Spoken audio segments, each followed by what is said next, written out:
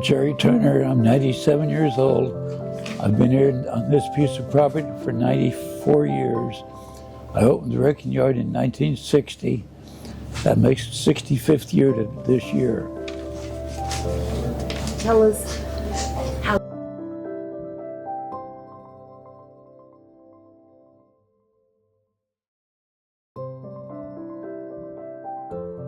Yes, I started because I was playing with junk all my life.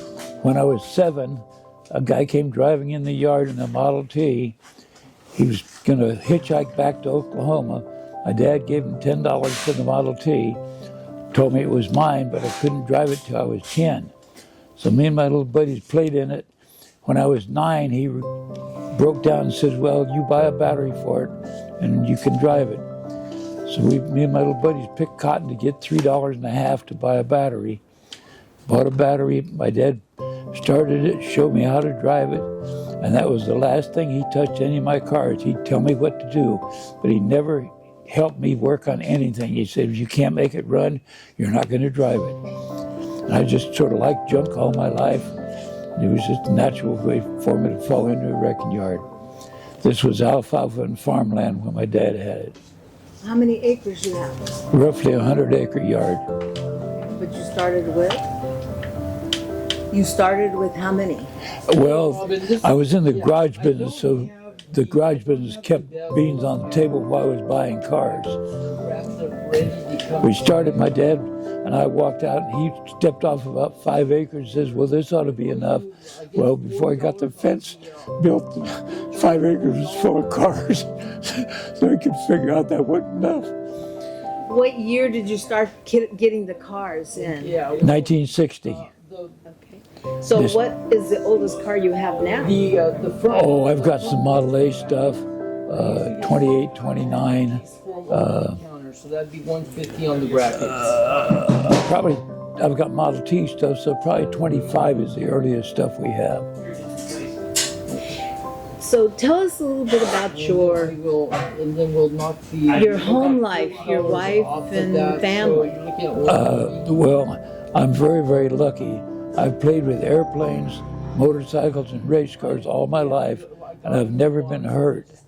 My wife's a year younger than I, and she's in good health. I go home at night, I sit down in my recliner, I turn the television on, she brings my supper every night. We've got a motorcycle in the front room, she polishes it every once a week. Lauren, She has 5 children. My oldest one, Jim, got killed in a race car in '09. So I have 4 left. Up here, making sure.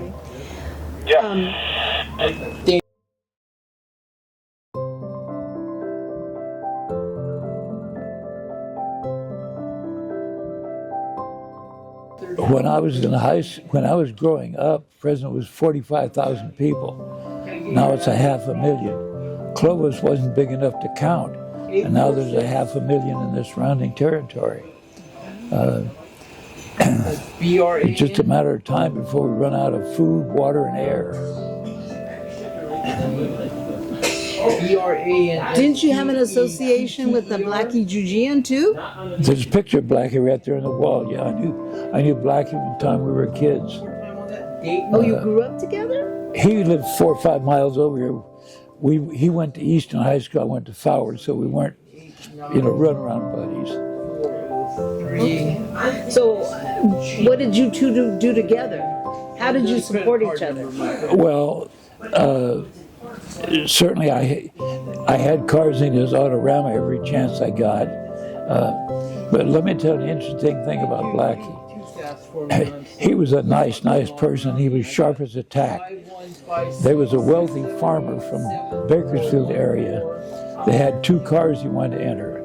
And Blackie looked at every car before he said you could bring it. He did that forever. Anyway, he looked at the cars. He told the farmer, yes, you can bring the cars. He brought them on a semi. He says, I want the 2 cars together. Blackie says, no, we put the cars where I want them. He says, I want them together. Blackie says, get the son of bitches out of here. And home he went. Blackie knew colors contrasted one another, and he wanted cars the way he wanted them.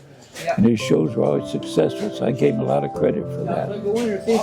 Well, that's how your son got into racing? I raced all my life, and it was just natural that Jim did. The very last words we said, Jim says at 2 o'clock on Saturday, he says, well, Dad, I'm going racing. I said, where in the hell? No, he says, Dad, I'm leaving. I said, where in the hell are you going? He says, I'm going racing. He says, if you'd have been a doctor, I'd have been a doctor. I wouldn't have had to go racing. Now I wish I was a doctor. But you had a good life doing this, haven't you? Oh, I've had a wonderful time. Got friends all over the world, ridden motorcycles all over the world. I've been to Australia 5 times on motorcycle deals. Ridden across the nation, both ways. So, survive, how you survived. Well, of my children, Jim was the only one who was genuine. We adopted 4, and they're all beautiful children. We got them all when they were a week old, 3 days old, 4 days old, whatever. And we've all had a great time. All my boys rode motorcycles with me. One of the girls lives on built a home on the property I donated to them. One of the sons does the same thing. One of the daughters lives in Oregon.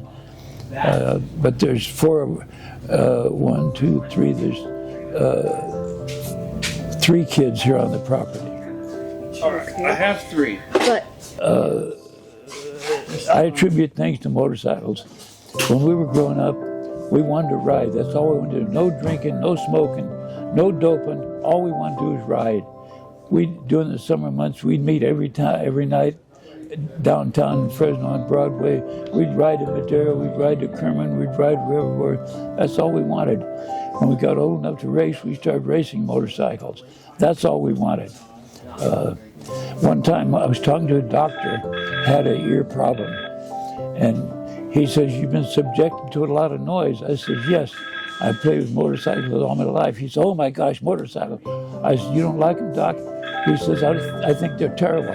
I said, you got any kids, Doc? He says, I have 2 boys. Well, sometimes, Doc, when you're all alone, you sit down and think about, are those boys safer racing motorcycles and playing with them 24 hours a day or out doing dope? By the time I got ready to go, he said, Jerry, you've got a good point. yes, 97. About living a long life. Well, I contributed to my diet. Ice cream, popcorn, peanuts, soda water, Pepsis.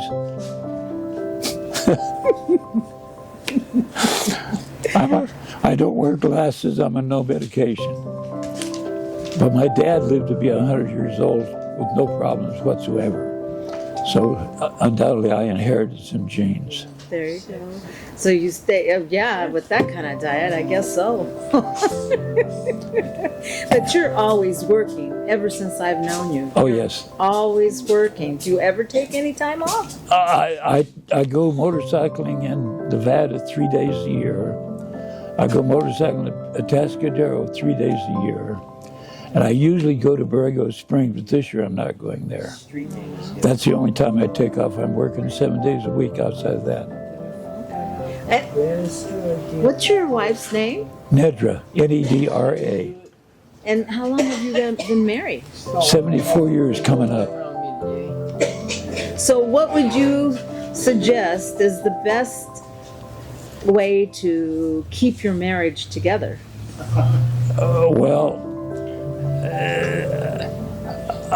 My only regret is I didn't marry her sooner.